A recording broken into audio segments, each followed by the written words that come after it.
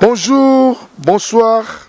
Ça dépend à heure oyo et pas bozali kolanda biso na kati ya Ediba TV mwana Congo. Bandeko nayeli bino lisolo moko, ça fait toujours mal. Boko tangisa maya miso na lisolo oyo bandeko babenga kibiso na nzela ya singa. Bandeko balandi banda Ediba TV et bandi ko sala mosala nango. Toujours on m'appelle ebele de partout. Alors, tous vraiment concentré ya ko servir bino na ma solo oyo pe na ba problème oyo batu baza ko memela biso de gauche à droite. Ouais, papa Kanga. Na nyoko maki na maladi oyo babengi AVC. Na kweki makasi na maladi wana nazali komiye batie. Kosala makambo surtout ici na vandi. Ba meminga ti l'hôpital ya Misunga. L'hôpital wana esika ngai na kio kuzwa libiki na quartier babeneki ngai koka ke na kotambola suzute babeki bapesa ngai na tiko kubwaka yango velo na tiko tambola nango te babeki siko na bwaka na komo tambola ndoto makasi nyonso to malamu grâce na hôpital ya Misunga na ba docteur ya Misunga en tout cas bato wana basambela ya solo hôpital ya Misunga eza hôpital moko ya bana banzambe na papa Kanga soki Misunga te ndenge témoignage oyo ndenge na koko sala ngo te ndese na kofakala na komisi nzambe azana na bango pe apesa bango makasi bakela musika pour l'hôpital. Totali pe na homme de béa pour ba parents o bazali négligé na RDC wifi ofele déjeuner ofele courant kutu et kata na jamais boko vive kaka lokola na poto na Misunga santé na yo d'abord. Bandeko balandi tozongi na kati ya chaîne na biso Ediba TV na kati ya plateau oyo bandeko oyo basambelaka oyo bayokelaka biso mawa ba oyo tubengaki pe tozoluka esika moko na bango na kombo ya Yves Mopompa nde aofiri biso esika oyo poto banda kosala ya biso ba émission pona kolakisa bino pe kolakisa lolenge nini Congolais a réussi à vivre même dans mboka oyo, même partout au monde esika azali. Bandeko na lobi très bien na bandeli na ngai boko tangisa mai ya miso. Ndeko mobali moko abenga kibiso tokotanga toujours kombo tende to mesana pour ba ito bomba e. Mesana ba misusu to balotanga ba kombo. Ndeko oyo problème na ye ça lui fait mal. Ndeko mobali ayaki Afrique du Sud ndenge munoso ayaki Afrique du Sud koluka vie atangi awa asilisi kelasi azupe mosala ya kitoko na kati ya mboka oyo Afrique du Sud. Après kozwa musala bandi kosala il faut abali pe mwasi oyo tobengaka zwi molongani na ya tche pembeni kolala na bango balali 3 ans après. Et biso ba famille africaine et surtout ba famille congolaise ba problème ezanga kati ndeko mwasi na ndeko mobali ba kobota te do ba mwasi aza kosimba zemite to yebite défaut ezali na mobali to ezali na mwasi wana 3 ans mais après ça bakei na ba l'hôpitalo partout batambulaki eloko ezangaki bango kaka moke banga bakele pa basangoma mais ils ont pris en conscience bakele pa basangoma te bandeko nazoyela bino masolo oyo mpona koedifie yo nanga po lobi toyeba lolenge nini tobanda kotambola na mokili ya se le grand caméraman Gino Media oyo caméra eyebi ye pa yebi caméra bandeko na ngai na pasi o na motema ndeko abengaki biso na zela ya singa pote tokoka kozwa solution ya likambo oyo ngai na yo partager aimer poto oyo bandenge nini tokoki kosunga ndeko oyo na mituna na ye ndeko atamboli par-ci par-là bazwi solution te yoka prise ya solution ya ndeko oyo alobi a proposé mwasi na ye nabengisa petit frère na ngai azalaka na Kisasa babota bango mine donc juste oyo azali après ye donc na libumu na bango ya ba côté ya mibali babotaka ba garçon abengisi petit frère na ye aye awa na etonga na biso ya Afrique du Sud aye pona ko soutenir grand frère na ye aye pona ko pesa kimia na foyer na bango selon ba projet na ba calcul na bango. C'est un locataire ici la race sera koufi parce que imaginez que vous avez locataire au koufi balelo wapi. Mame BRDC construction eye osombi na nyongo batongi pe na nyongo na espace à 3 mois kaka et mati.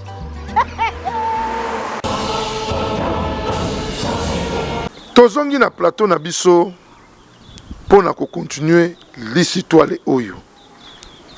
Bandeko na ngai ndeko mobali abengisi son frère ndeko na ye mashi ya meno makila ya meno oyo ezalaka mosusu okobwaka mosusu okomele. Bandeko son frère est venu ezala makambo oyo bango mibale basoyolaki elle basoko so ba proposition na bango oyo ngai na yo toyebi te tozo découvrir yango sikawa kokoma ndeko mobali akomi awa na etonga ya Afrique du Sud parce que son frère était venu seul. Elle a commis awa silisi kelasi azui mwasi oyo yakobala mwasi oyo yakobala oyo bakosala foyer oyo bakobota na ebana mais dommage azui mwasi te bon comme que na 4e année il y a ba démarche 3 ans 4e année alors solution ezaka comme frère na ye nde bakomeka solution bango bazali ko luka alors tout ça ko landa ngo na 4 émission na biso solo la yango pe na 4 chaîne na biso Ediba TV mwana Congo. Bandeko ndeko mobali frère na ya komi awa na kati etonga ya Afrique du Sud. Babandi ba démarche oyo bango bayokanaki bango mibale na téléphone. Moi c'est aboyaki proposition wana mais son frère l'a insisté. Baye ko banda na première démarche. Il faut pas banda couper sa mwasi kisi ya kolala. Ba kisi ya kolala les ebele, tout ça na ba diazepam. Tout ça na ba kisi o so ba pesi mutu alali ako reconnaître ta eloko moko te. Bande ko na ngai yoka ya minene za koya. Ndeko mobali oyo abengisaki son petit frère ndeko na ye na etonga ya Congo pour aya en Afrique du Sud aya ko porter frère na ye soutien yoka makanisi na bango ezali ke soki bacheli mwasi ya kulutu kisi ya kulutu avant en Afrique du Sud ke alali pongi oyo akosangana na ye bandeko awa tolobaka polele nous sommes pas là pour cacher parce que tozali ba docteur spirituel nous venons pour vous montrer que nous aimons pas ce que vous êtes en train de faire. Surtout ngai papa et Didiba oyo na li le seul serviteur na bino na ko memena bino ba message kitoko biso na kati ya communauté na biso congolaise bandeko balandi boyoka lisolo esika eza kokende boyoka problème esika eza kopanzana problème pese eza kosala poa bako panzana bandeko na ngai ndeko oyo ya mobali petit frère. Son frère lui a proposé une somme d'argent pour asala makambu oyo bayokanaki na grand frère nae. Mais ekotika la secret na biso pour l'éternité. Ah, leki nanga na musika Sabrina Mboya, mama nationale. Oya kangi coiffure na kati ya Johannesburg. Au nom de Jésus. Matoye funga mamunokolo ba matoye funga mamunokolo ba na kombo na Yesu. Matoyi na ye na malobe funga. Ngai mama Lutumba nakendaki na prière ya convention o esalamaki ya papa Moïse ayaki awa nakendaki kuna na mwana nanga azaki banda inane azaki koloba te tindenga kokisi 23 ans tokendaki kuna papa abondelaki pona ye namoni akomi koyoka pe koloba yango na pesi nzamba ozana merci pona bolamu nyonso azosalela ngai. Bandeko balandi esengo mingi ndenge tozongi na kati ya plateau na biso sobo moi na zongi na esengo ya koseka po muto apesa nga plaisir Dino media eyebi mwana oyo ayebi kamera ate Dino yo batika yo Bande kona mosika te to kende. Mwana petit frère andimi proposition ya kulutu na ye. Andimi proposition oyo ya yebisi ye ekotika la secret na bango pour l'éternité. Bande kone bande na lobi nini babotama mine.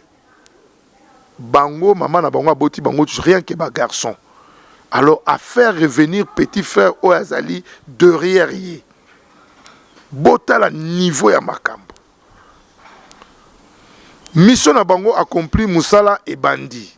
Quand on dit mission accomplie Moussala et Bandi, bacheli mwasi kisi ya kolala.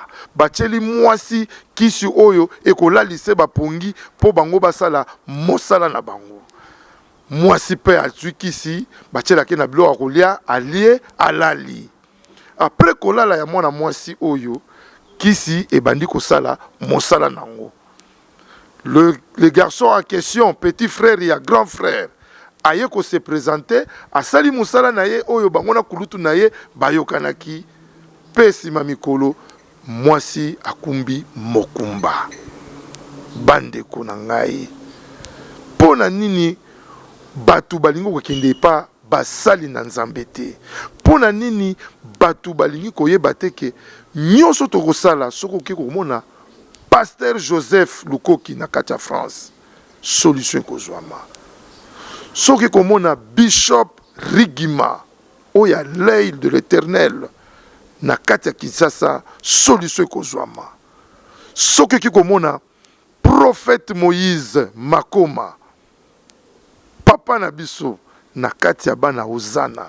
Solution ekozwama. Les gens balingo ko kende toujours na monde ya aventure.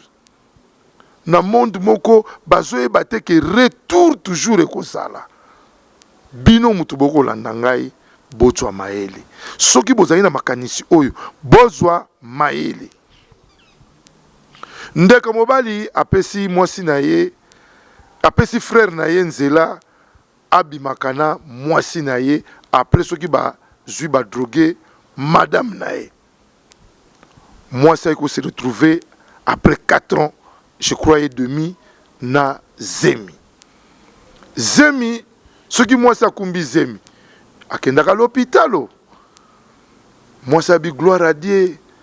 Tozako luka mwana et enfin tozui mwana. Moi si pona ya bika ke mobali na ye comme apekisaka ye mission wana do sekeza mobali na mta kumbi Zemi. Au contraire, les mobali na été. Zemi a memi, ezali zemi ya petit frère ya mobali. Yo muto ko landangai, fongola ni matoyi, yokanga très bien. Landa papa et didiba très bien. Bo continuer ko lac, bo continuer ko partager, bo continuer ko benga. Pona ko bakisa biso ba lisi toile, biso peto memela bandeko oyo baza toujours na kobunga po bazala édifier lokola yonangai. Nous avons Dulcie cheveux, crème cheveux, qui favorise la repousse des cheveux abîmés pour les cheveux colorés. Ça retarde la repousse des cheveux blancs. Vous pouvez l'utiliser avec l'huile et son shampoing. Nous avons également Dulcie parfum qui est fait à base de plantes médicinales, des huiles essentielles et qui a une particularité de pouvoir réduire le stress. Et dans la branche médicaments, nous avons Méamycine, sirop et comprimé qui traite les amibes, les levures, qui est un antipoison efficace aussi. Nous avons Diazostumide qui traite les différentes formes d'impuissance sexuelle. Nous avons cité l'éjaculation précoce, les dysfonctionnements érectiles, la zoospermie, le manque de libido, la frigidité chez la femme, la stérilité secondaire et chez l'homme et chez la femme. Nous avons Zinguinalis comprimé et Zinguinalis suppo qui traitent les différentes formes d'hémorroïdes internes et externes. Nous avons Sensifos qui traite la malaria. Nous avons Diazolex qui traite les différentes formes de douleurs rhumatismales, douleurs au niveau du dos, allergie au pollen. Nous avons Méamycine crème qui traite les différents problèmes de la peau, entre autres les eczémas qu'on appelle communément en lingala maladie MPC, le mapalata, tout ce qui est problème de la peau, le scoriasis. Nous avons Diabéwine qui traite le diabète. Nous avons Allium qui traite l'hypertension. nous avons la crème Borex pour rallonger et puis donner le volume au trésor familial ou à l'organe masculin. Et puis nous avons Menga qui traite... Deko balandi esengo tro pe esengo mingi na ndenge tozongi na kati ya plateau na biso pona kokabula lisolo oyo tobengi yango tosolola yango. Bandeko mwana mwasi azwi zemi bino nyonso boyebi soki mwana mwasi akumbi mokumba akendaka toujours na l'hôpital bakosala yeba examen nyonso bakotala nyonso esengeli ke balandela santé na ye soki mwana aza koévolue très bien. Mwana mwasi asalisa examen ya liboso bachekaka surtout na mboka na biso awa na Afrique du Sud babandaka na examen ya HIV oyo tobengi sida. Batrouve mwana mwasi azali na sida, mwana mwasi azali na HIV. Mwana mwasi asalisi examen ndenge basalaka toujours na mboka oyo bato ya mboka oyo bayebi babandaka na test ya HIV sida. Mwana mwasi basala examen boye azali na zemia, azali na maladie ya sida. Bandeko balandi tosala nini? Bino batu boza kotala ngai, bino batu bolandaka biso po ezali chaîne o eza ko édifier yo nanga. Tosuki pona lelo wana par réponse na bino na ba commentaire na bino na ba partage na bino ekosala biso nyonso malamu poto memela ndeko mobali wana suite na ekopesa mbote na Dr Elvis mobali ya mère double Natacha na kati Afrique du Sud, na ekopesa mbote na moninga monene Mike Mulongo, les grands européens na kati ya ville ya Mons. Ya lobi akosala misala minene na kati ya Ediba TV mwana Congo.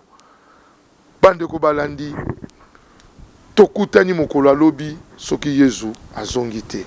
Bye bye.